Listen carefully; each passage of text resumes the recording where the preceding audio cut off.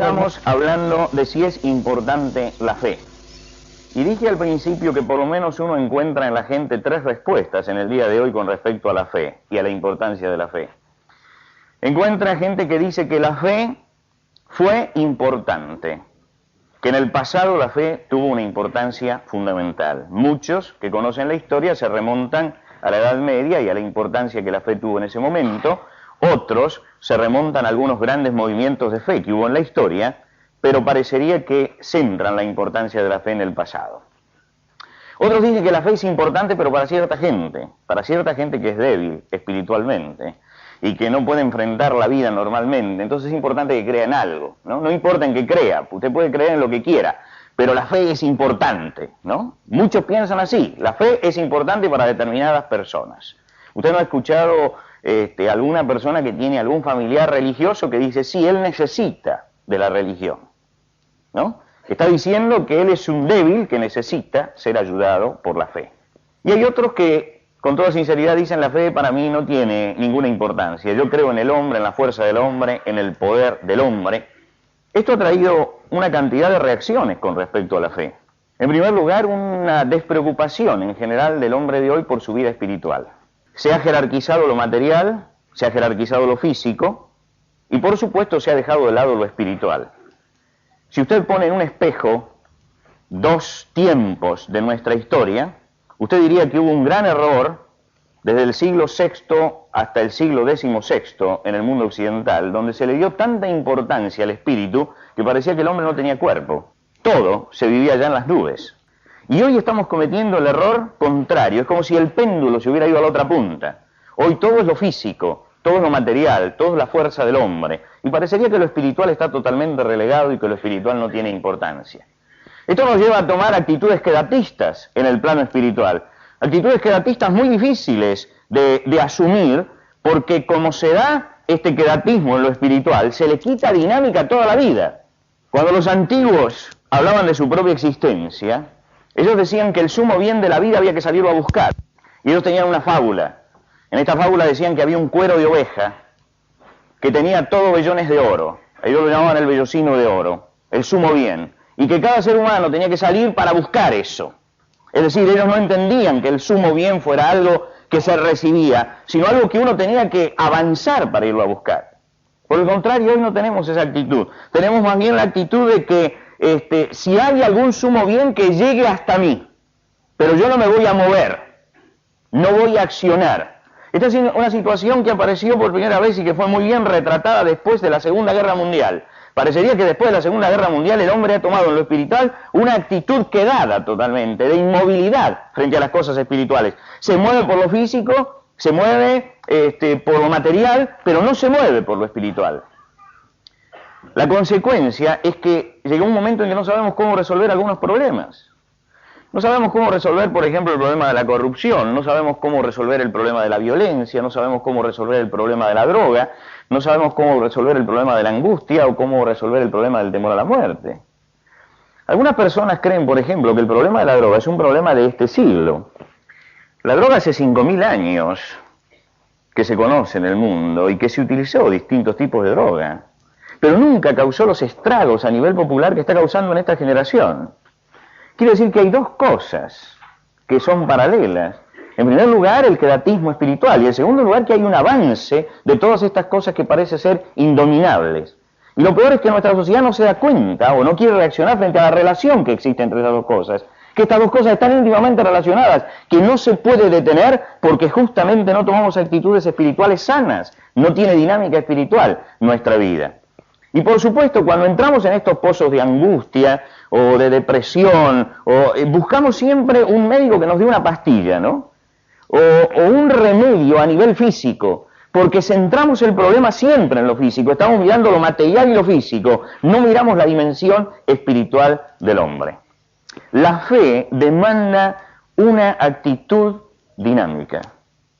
Si usted quiere tener, como decíamos ayer, un punto de apoyo, porque la fe es, como decía Arquímedes, el punto de apoyo que mueve el mundo. Usted puede construir todas las poleas para mover, puede construir todos los mecanismos, pero si no tiene ese punto de apoyo es fundamental para que todo se dinamice.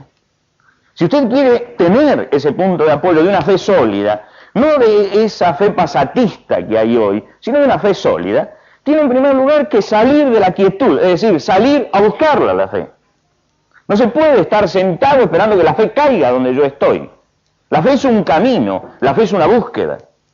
El profeta Isaías dice en la Biblia que la palabra para el pueblo es buscar a Dios mientras pueda ser hallado, llamarle en tanto que está cercano, es decir, hay que tener una actividad de fe, hay que moverse en lo espiritual para acceder a la fe. Es un camino. Por lo tanto, usted no puede estar sentado esperando que Dios lo visite. Tiene que tomar una actitud frente a esto. Tiene que salir a buscar. La fe demanda el esfuerzo de movilizar nuestra voluntad, de movilizarnos espiritualmente. Por eso yo quiero mirar hoy el itinerario de una vida que se tuvo que movilizar para llegar a encontrar una verdadera fe. Es esta historia que nosotros leímos en el libro de los Hechos de los Apóstoles, habla del primer converso no judío del cristianismo. Quiere decir que hasta ese momento todos los que habían sido cristianos habían sido anteriormente judíos, pero el primer pagano que se convierte al cristianismo es este hombre, este centurión llamado Cornelio, del cual hemos leído en el libro de los Hechos de los Apóstoles. Y yo me quiero centrar la charla de esta noche en este hombre, porque quiero mirar ese largo camino espiritual que tuvo que vivir para tener una fe sólida en su vida. Este es un hombre profesionalmente realizado. Las pocas cosas que dice el libro de los Hechos de los Apóstoles sobre él nos hacen inferir mucho acerca de la realización que este hombre tenía en el campo profesional. Era un centurión romano. Los centuriones, como el nombre lo indican, tenían a su mando 100 personas y formaban partes de cohortes. Estas cohortes tenían 6 centurias, 600 más o menos personas. Él pertenecía a una cohorte muy especial, romana, una cohorte que se llamaba la italiana.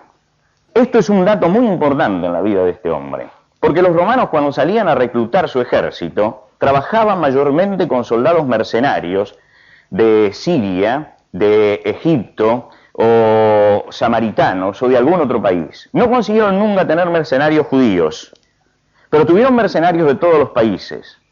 Sin embargo, dentro del ejército romano se reservaban para ciertos lugares especiales algunas centurias únicamente constituidas por italianos, por ciudadanos del imperio, que eran la élite del ejército romano. Había 6 cohortes en la ciudad de Cesarea. Una de esas cohortes estaba formada por soldados italianos, por soldados romanos, por ciudadanos del imperio romano. En esa cohorte, un centurión era Cornelio. Lo que quiere decir que este hombre era el jefe de una centuria elitista que el imperio colocaba en ciertos lugares como la reserva moral y espiritual del imperio. Mandaba a cualquier parte a los mercenarios, pero en los puntos claves destacaba a alguna gente y ponía allí al centurión para que gobernara. Lo que quiere decir que este centurión era un ciudadano romano de confianza, y de tanta confianza como para darle un cuerpo especial y ponerlo en una ciudad como Cesarea de Filipo, que era la ciudad romana por excelencia en Israel. En esa ciudad estaba el gobierno, en esa ciudad estaba la fuerza, y en esa ciudad estaba la fuerza especial de romanos. Y él pertenecía a esa fuerza especial. Además, en esa ciudad estaba toda la cultura romana, y el puerto de Cesarea es un puerto mayor. Puerto mayor le llamaban los romanos a los puertos donde ellos hacían escala forzosa en sus trabajos. Cesarea era un puerto mayor para el imperio romano. Era lo que nosotros llamaríamos hoy un puerto estratégico. Un puerto estratégico para llegar a Egipto. Un punto estratégico del mundo. Quiere decir que todo el comercio pasaba por allí. Por eso tenían soldados romanos. Por eso defendían ese lugar con los romanos. Porque ese puerto era fundamental para la vida comercial del imperio. Quiere decir que este hombre, Cornelio, podía sentirse profesionalmente un hombre realizado. Dentro del ejército, estaba en el cuerpo especial y en un puerto mayor de comercio, gobernando a 100 hombres, todos ellos ciudadanos romanos.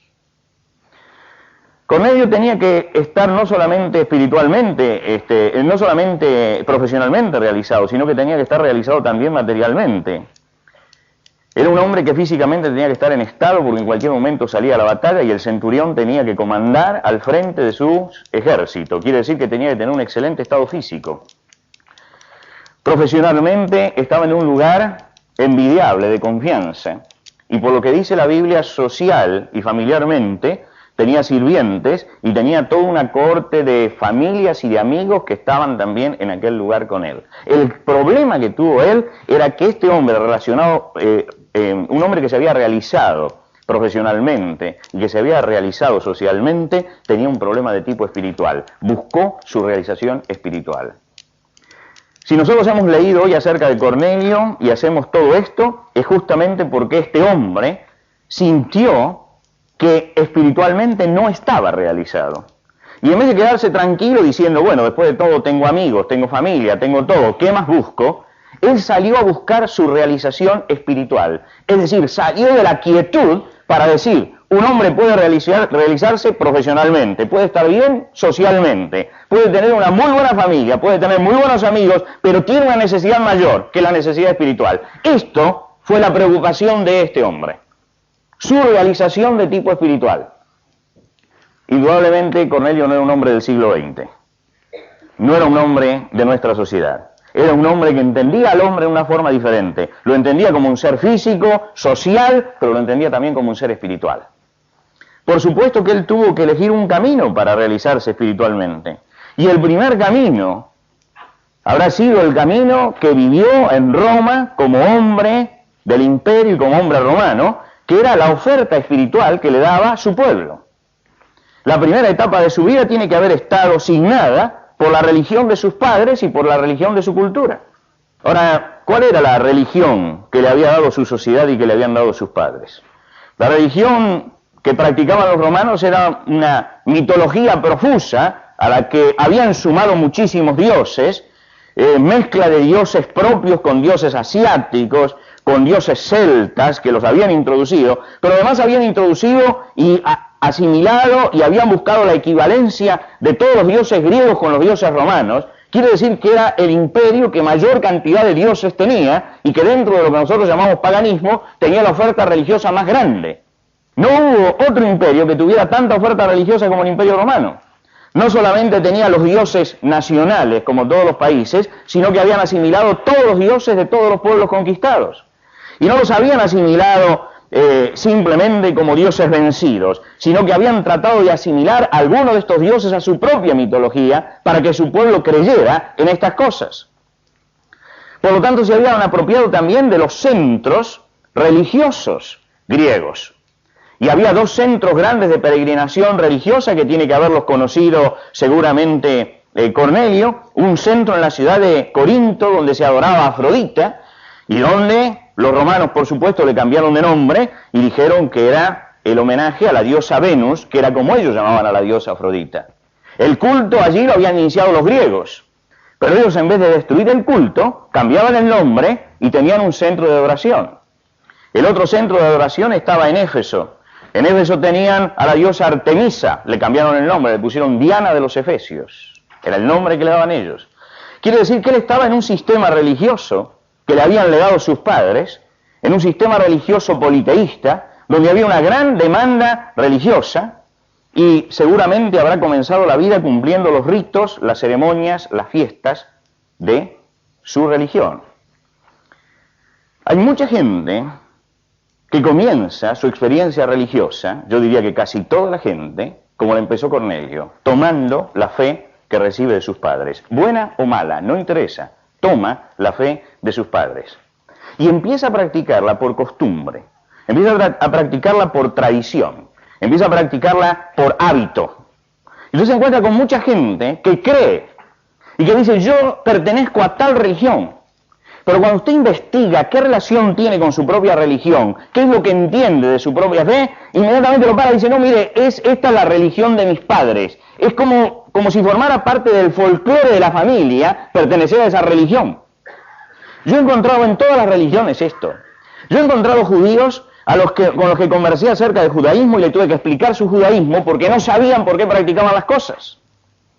Un judío me dijo una vez que el Rosh Hashanah, el año nuevo judío, era la Navidad de los judíos. Una barbaridad total.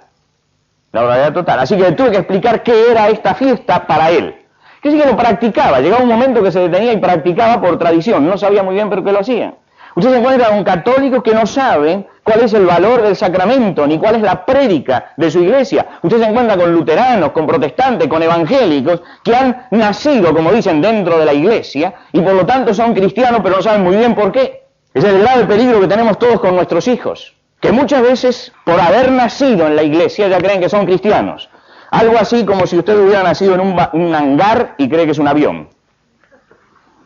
¿Cierto? No, si usted nació en una iglesia no significa que sea cristiano.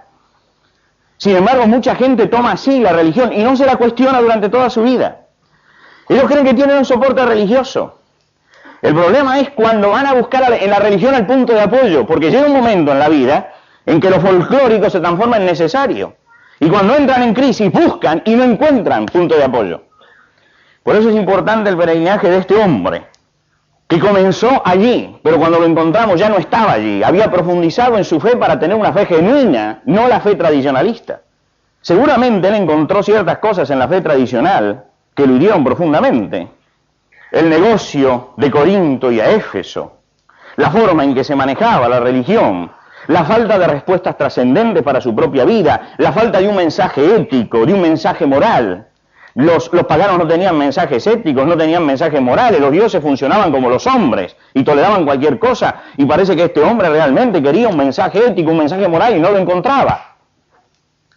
Ahora, allí había otra oferta religiosa para él, otra oferta también dada por los romanos, que era la fe cívica. La fe cívica era que los romanos, viendo que su imperio se empezaba a desmembrar, habían iniciado un culto religioso a los emperadores, el primero de los cuales fue César Augusto, al que lo deificaron y lo adoraban como Dios. Quiere decir que había mucha gente que había dejado de creer en los dioses, pero empezaba a creer en los emperadores como si fueran dioses. Los emperadores deificados, el sentimiento religioso lo llevaban al emperador.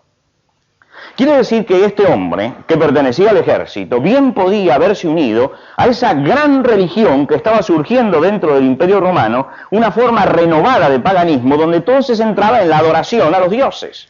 En la ciudad de Cesarea de Filipo había un templo a César. Ese templo tenía una imagen de César y se adoraba allí en Cesarea de Filipo a César. Hoy quedan los restos en ese lugar del templo y quedan los restos de la estatua de César que se adoraba en ese lugar. Esa estatua existía en tiempos de Augusto, en tiempos de Cornelio, y Cornelio podía muy bien ir hasta aquel lugar y adorar a su emperador, que era en definitiva el general en jefe de su ejército y el que lo mandaba. Era el nuevo sistema religioso. Quiere decir que él vivió dentro de un sistema religioso que tenía uno paralelo. Algunos miran con cara extrañada hoy, porque les parece que esto es una incongruencia. Yo les digo que esto es lo que está pasando en este momento en los Estados Unidos, exactamente esto en este momento. Hay una deificación de los valores cívicos y de los valores nacionales. Se puede decir que la Estatua de la Libertad, que está a la entrada de la ciudad de Nueva York, es en este momento el Dios por excelencia de todo ese pueblo, al que se le rinde una adoración increíble, un culto religioso. El día de la patria la gente va allí para esperar salir el sol y cantarle a la libertad desde la orilla del río Hudson. Y esperan durante todo el día, la noche, para ver los fuegos artificiales que la iluminan por la noche. Miles y miles de personas. Usted va a cualquier lugar y está la bandera de los Estados Unidos y todo el mundo tiene que levantar su respeto a esta bandera o manifestar su respeto. Pero usted no puede mencionar, por ejemplo, a Dios dentro de una escuela. Quiere decir que están viviendo un culto cívico fuertemente asentado en los principios nacionales. Esto lo tenía Roma. Y esto lo tuvo todo imperialismo en la historia. En la última etapa siempre levantaron el culto cívico como un culto religioso. Quiere decir que aquí él podía, Cornelio, analizar todo esto y podía adoptar cualquiera de estos dos cultos. Pero él se dio cuenta que ninguno de estos cultos iba a llenar su necesidad espiritual. Que su ser espiritual demandaba mucho más que una religión. y comenzó a buscar, no una religión, sino comenzó a buscar a Dios. Yo creo que muchas veces nos equivocamos. Hay gente que busca una religión a la que acceder, a la cual adaptarse, una religión que practicar. Y yo le digo, mire, cualquier religión que usted practique, judía, católica, evangélica, protestante, la que usted quiera, es mala en sí mismo, porque la finalidad no puede estar puesta en la religión, tiene que estar puesta en Dios. La búsqueda de la fe no es la búsqueda de encontrar una religión sana, es la búsqueda de encontrar al Dios eterno. Esto fue lo que buscó Cornelio. No encontrar una religión que fuera más o menos sana, no una religión que más o menos me dejara conforme, sino encontrarse con el Dios del universo, encontrarse con el creador de todas las cosas, no con una cantidad de ritos que en alguna medida me dejaran más o menos tranquilo, no con una cantidad de ceremonias que me calmaran una vez a la semana. Él buscaba encontrarse con ese Dios eterno. Y sucedió que a Cornelio lo sacaron de Roma y lo mandaron en uno de sus viajes allá a Cesarea de Filipo, y se encontró con un pueblo diferente. Lo habían mandado para vigilar a ese pueblo porque era bastante violento. Era un pueblo al que no le habían podido sacar ningún dios. Era un pueblo que no podían encontrar cuál era la imagen de su propio Dios. Cuando él llegó al pueblo más extraño para ellos, de todo el imperio. Y cuando él empezó a investigar este pueblo, se dio cuenta que eran fanáticamente religiosos, tremendamente ritualistas, destructivos en su religión. Pero al margen de lo que los hombres decían, empezó a analizar al Dios de este pueblo. ¿Quién es el Dios en el que cree este pueblo? Si usted miraba la cáscara judía en ese momento, usted decía, esta es una religión absolutamente ritualista, no sirve para nada. Pero él empezó a investigar al Dios de ese pueblo. Era un Dios espiritual. Era un Dios creador del mundo.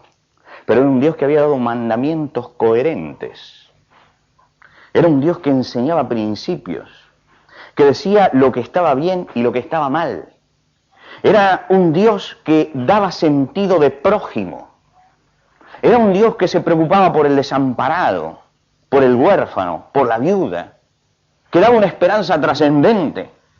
Él nunca podía ser judío, jamás podía ser judío, por varias cosas. Primero porque por pertenecer al ejército romano y ser ciudadano romano, no podía renunciar a todas estas cosas para entrar al judaísmo. Pero en segundo lugar, además, porque los judíos difícilmente lo hicieran entrar al judaísmo. Porque para que un pagano entrara al judaísmo le ponían 100.000 barreras. Por lo tanto, él se situó al margen del rito y comenzó a pensar en este Dios y a centrar su corazón y su mente en este Dios y a decir, este Dios en alguna forma está dando mandamientos, está dando principios y hay que cumplirlos esos principios. Y comenzó a enseñarle a su familia un estilo de vida recto y moral en medio de un imperio inmoral. Y dice que oraba a Dios. Nunca podía acceder al templo judío para ver a ese culto al Dios impersonal. Pero si a ese Dios personal, pero invisible, perdón. Pero si ese Dios invisible está en todas partes, por lo tanto él en Cesarea oraba a ese Dios. Y empezó a practicar el amor al prójimo necesitado. Dice, hacía limosnas. ¿Limosnas a quién? A los pobres. ¿Y quiénes eran los pobres? ¿Los de su pueblo? No, no eran los de su pueblo. Los pobres eran los judíos que estaban fuera de la ciudad de Cesarea. Y yo me lo imagino a este hombre orando a este Dios, este hombre tratando de vivir rectamente, reuniendo a su familia y diciéndole no caigan en la corrupción que está cayendo el imperio, traten de vivir moralmente, y este hombre inclinándose delante de Dios y orando. Ahora se ha convertido en un sincero religioso, en un sincero moralista, en un hombre ético, cuando la Biblia lo presenta en este estado. Pero es notable que no dice la Biblia, entonces este hombre encontró la fe real en la que apoyarse, sino que de ese largo itinerario que él va andando, le falta todavía el paso fundamental para acceder a la fe. Le falta el punto de enganche con la fe. Y es por eso que este hombre sincero que movilizó su vida y que llegó a lo mejor que un hombre puede llegar en el aspecto moral y en su búsqueda de Dios, sale, y acá comienza el relato, es donde comienza el relato que leímos, sale Dios a buscarlo.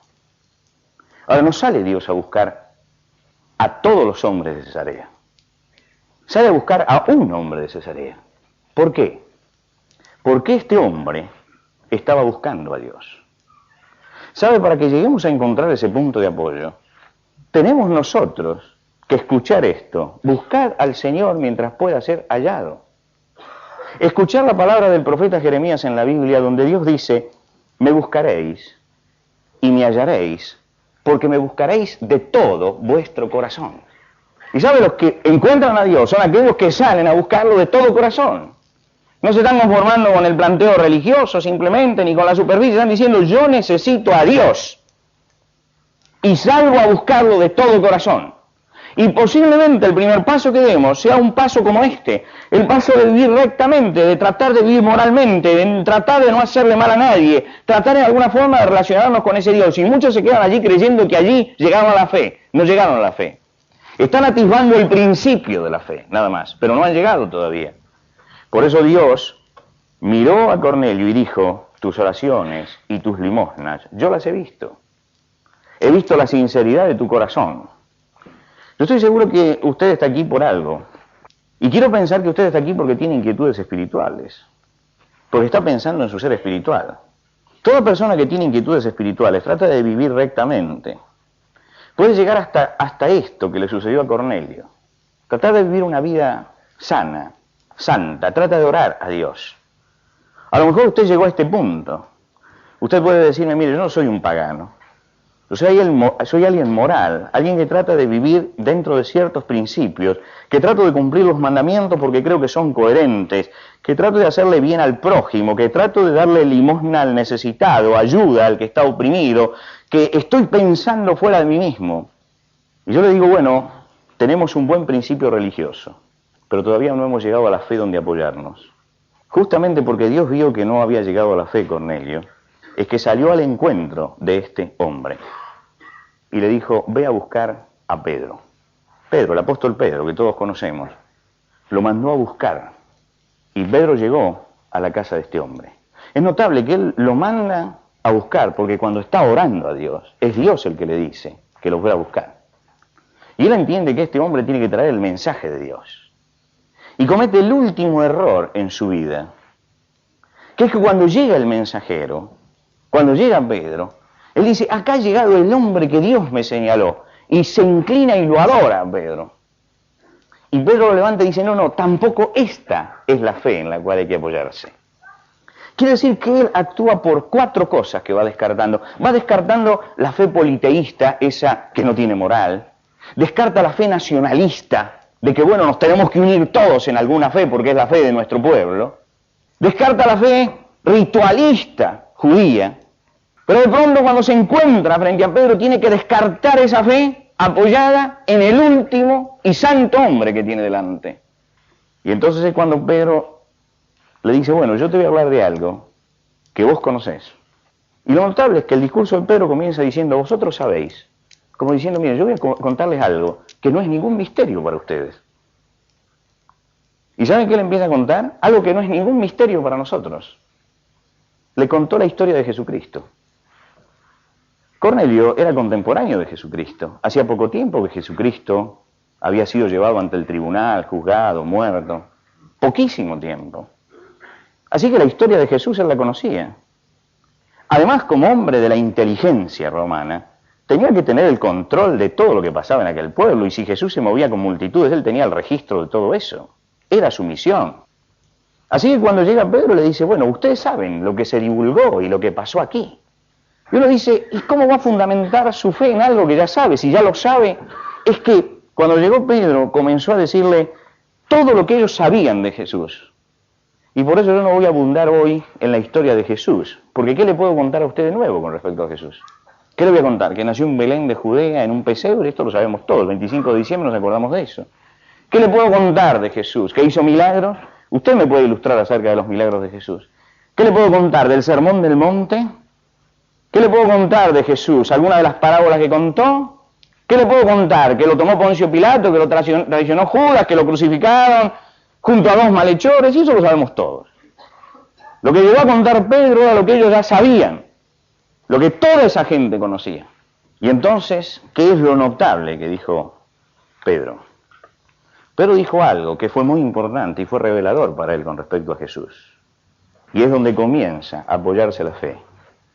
Dijo él, hablando de Jesús, es el que Dios ha puesto por juez de vivos y muertos.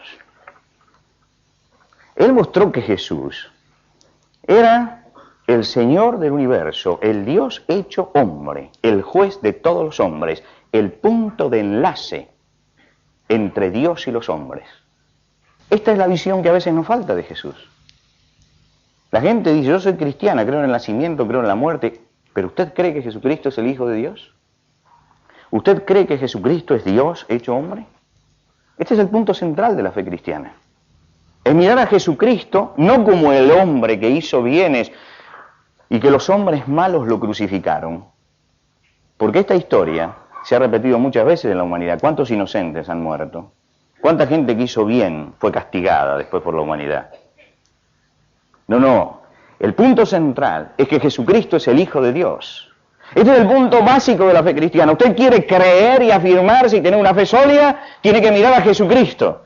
Pero no tiene que mirar a Jesucristo como un mártir, ni como un ejemplo, ni como el divino maestro, ni como el fundador de una religión, sino mirar a Jesucristo como el Hijo de Dios, como el juez de vivos y muertos, aquel que Dios ha puesto allí como el punto de apoyo de nuestra fe, como la roca eterna de los siglos sobre la cual uno pone la palanca y tiene el punto de apoyo para mover toda su vida.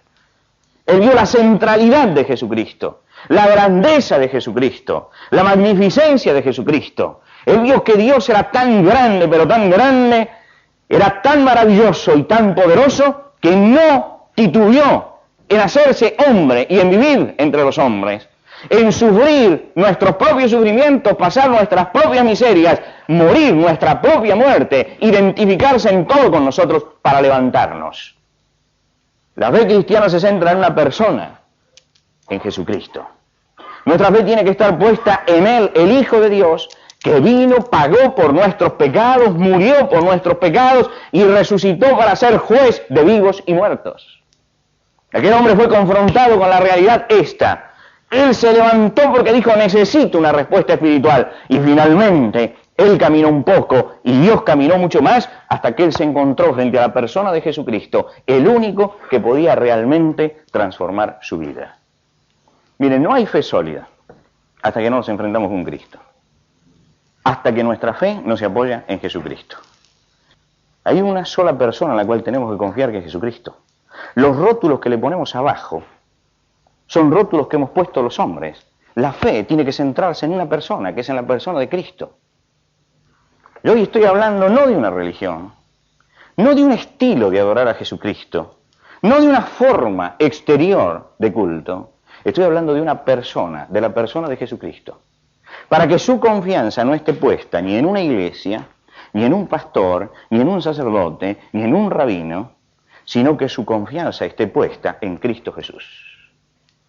La fe sólida tiene que llegar a encontrar a Jesucristo. A veces se tiene que transitar como transitó este hombre un difícil camino. El difícil camino de superar una cantidad de barreras que nos están deteniendo. A veces hay que pasar por encima de los tradicionalismos, hay que pasar por encima de las religiones que levantan los hombres, de la propia piedad y de la moral en la que uno quiere apoyarse finalmente. Soy piadoso por eso, y tiene que pasar por encima de todos los santos ante los cuales uno quiere adorar para llegar a Jesucristo. Usted me dice, pero la piedad no es buena. Es buenísima, pero no es punto de apoyo. Si hubiera sido un sólido punto de apoyo, pues entonces Dios le hubiera dejado a Cornelio con su piedad. Pero se acercó porque le dijo, no, esto es bueno, pero no es el punto de apoyo de una fe sólida. Usted dice, pero creer en Pedro y en Juan y en la Virgen María es malo. No, de ninguna manera. Pero no son puntos de apoyo. El punto de apoyo puesto por Dios es Jesucristo. El que hace la redención es Jesucristo. El que nos levanta es Jesucristo. Y al que tenemos que traer nuestra vida es a Cristo Jesús. Nuestra fe no puede ser tradicional. Nuestra fe no puede estar puesta en lo que los hombres imaginan que debe ser la fe. Nuestra fe no puede estar puesta en nuestra propia piedad. Nuestra fe no puede estar puesta en Pedro que viene a predicarme. Nuestra fe tiene que estar puesta en el Señor Jesucristo. ¿Usted vio lo que le contesta Pedro cuando lo quiere él adorar? Lo levanta y le dice, no, que yo soy un hombre como tú. Yo creo que en el cielo de los santos, nadie debe brillar más que Pedro, ¿no? Nadie tiene más adeptos que Pedro. Nadie tiene una catedral más grande que la que tiene Pedro. Usted sabe que no se puede hacer una catedral más grande que la que tiene Pedro. Es una ley. Que ninguna puede ser más grande que la catedral de San Pedro en Roma. Pues el hombre que tiene la catedral más grande le dijo a Cornelio que no lo adorara a él, porque era un hombre también, sino que pusiera su fe en Jesucristo. Entonces quiero decirle, ¿usted tiene puesta su fe en Jesucristo? Quiero preguntarle esta noche, si usted ha traído todas sus cargas, sus pecados, sus necesidades a Cristo Jesús. ¿Ha pedido usted a Dios el perdón de sus pecados por Cristo Jesús? ¿Ha traído su vida a Jesucristo? Este es el punto central. La fe empieza allí. Ahí está el punto de apoyo de la fe. Isaías dice, buscad al Señor mientras puede ser hallado. Llamadle en tanto que está cercano. Dios está muy cerca de su vida. Esta noche creo que está más cerca que nunca de su vida. Usted vino acá porque estaba buscando a Dios. Dios está cerca de su vida. Dice la palabra de Dios, así dice el Señor, buscadme y viviréis. Estar cerca de Dios es estar cerca de la vida, es estar cerca de la respuesta, es estar cerca de aquel que puede realmente transformar nuestra vida y ser el punto de apoyo, el centro de nuestra fe. Ahora lo salimos a buscar a Dios y estamos cerca. Escuchamos la voz de Dios que dice, buscadme y viviréis. Pero queda un problema. Yo no sé si alguna vez usted se perdió en una montaña y escuchó a alguien gritar buscándolo. La persona que grita está tratando de dar la señal para que usted vaya hacia él. Pero el grave problema es que la montaña multiplica los gritos. Y usted escucha la voz de 10 lados diferentes. Y usted dice, sí, la voz está y la persona está. ¿Cuál es el camino para llegar? ¿Que va a la derecha, a la izquierda? Porque el rebote de voz produce eso. Esta fue una pregunta que le hizo un discípulo de Jesús, Tomás, después de estar 3 años con Jesús. Le dijo, Señor, sí, hay que ir a Dios, hay que ir al Padre. Pero ¿cuál es el camino? Y muchos en medio de las voces de las religiones que se levantan y se multiplican, ¿vio cuántos cristianismos hay ahora? Un montón de formas de practicar el cristianismo. Dicen, bueno, pero ¿cuál es el camino de todo esto? Jesucristo dice, yo soy el camino, la verdad y la vida. Nadie llega al Padre si no es por mí. El camino no soy yo esta noche. El camino es Jesucristo. Por eso yo le digo, usted no adhiera a esta iglesia, no adhiera a mi mensaje ni a mi persona. Le estoy diciendo, el camino es Cristo Jesús. ¿Está dispuesto a traer su vida a Jesucristo esta noche? A decir, Señor, creo en ti de todo corazón. Voy a apoyar mi fe en ti. Voy a dejar la búsqueda de religiones. Voy a buscar en ti el punto de apoyo de mi fe. Quiero poner mi confianza en ti esta noche, Señor. Mire, este es el camino. Allí empieza la fe genuina. No cuando uno se hace miembro de una iglesia, llena una ficha. Estos son tonterías. El asunto es cuando uno llega a Jesucristo, cuando viene a Él. Yo conocí una persona que iba todas las noches a escuchar hablar de Jesucristo. Y todas las noches llenaba una ficha de adhesión. 30 días predicó el predicador. Al último día tenía 30 fichas llenas. Cuando fueron a visitar le dijeron, ¿qué pasó que llenó 30 fichas? Y yo, para asegurarme. Ninguna ficha asegura absolutamente nada. Es nuestra fe en Cristo Jesús. Usted vino hoy aquí, escuchó el mensaje, se va de aquí, se olvida de mí, no perdió nada. Usted se va de aquí, se olvida de Jesucristo y perdió todo. Porque acá estamos para mirar a una persona, a Cristo Jesús, y en Él ponemos nuestra confianza. Yo quiero decirle esta noche, Jesucristo dice, yo soy el camino, la verdad y la vida.